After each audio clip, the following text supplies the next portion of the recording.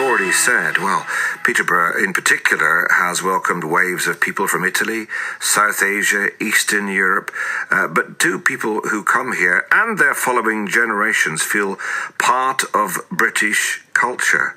Sukhi Wahiwala's parents came to Peterborough from India, from the Punjab, in 1964. Oldest brother was living in Peterborough. He had a grocery shop with the off license.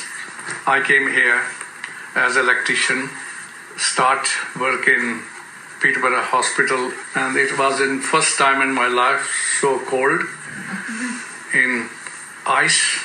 Now I'm retired. This house where I'm sitting is belong to my son, and I'm living with him.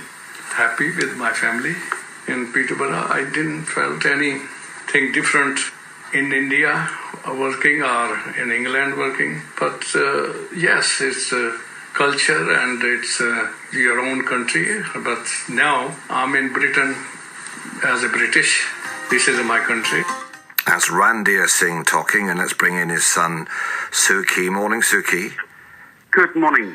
Peterborough's been singled out by the government as a place that is segregated. Do you agree with that as a second-generation migrant?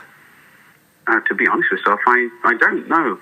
I think Peterborough's done pretty well already. The integration's been far superior than most cities. You know, we actually, as within the Asian community, regularly talk about the fact that how we still all get on with each other here within the immigrant community as well as within the expanded community as a whole. And why has it worked? I think it's been genuinely because of the original vision that was within Peterborough as a community, as a city. The people themselves here, I'm a born and bred British Sikh here in Peterborough. I've never had any racial tension at all. You know, and obviously I did grow up in the 80s. I do know that my brother had racial tensions in the 70s and when he was growing up. But I think it's basically good people. As simple as that. Yeah, I mean, I grew up in Scotland where there were tensions between religions, believe it or not. And so I think the migrants were a bit bemused when they arrived in the 60s and 70s because they didn't understand the Catholic-Protestant thing. Was there anything about the UK in particular that your parents found difficult with? To be honest, my father was quite a prolific individual here in Peterborough and there. So he's been forefront of faith societies all his life. I mean, since far back as I can remember, Reverend Peyton and many of the other senior team, he's always been involved in the integration, whether it's the Catholic, Protestant, or even the Afro-Caribbean Christian communities, along with Pakistani Muslim communities and Hindu Samaj communities. Because the boot's on both feet, asking whether people in Cambridgeshire have done enough to welcome people. Also the question, and this is where the government say that many communities remain insular and segregated. They don't want to mix. Is that the case, you think, Sukhi? I think what's been touched on earlier on, language is the key.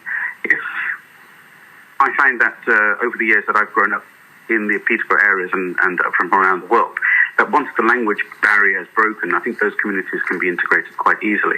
So to an extent, I do understand that they want to put more funding into language, but I think the delivery concept itself has to be changed.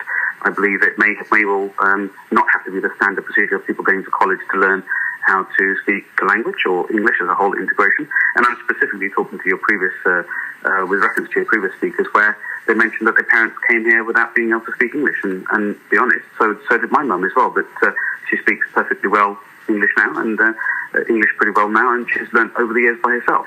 Ran a business for 16 years as well. Yeah, I remember Norman Tebbett's infamous comment about whether people passed the cricket test. That was who you supported, wasn't it? Even though you'd lived here. Well, I live in England, but I support Scotland, so I failed on the cricket test too. But do you find that people would like to exploit the differences?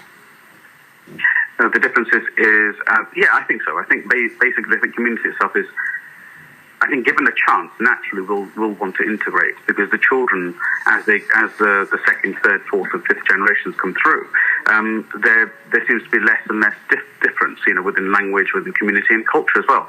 Because the first generation, when they did come over, they brought an Indian culture, a Pakistani culture, Bengali culture, etc., and even the Italian culture as well.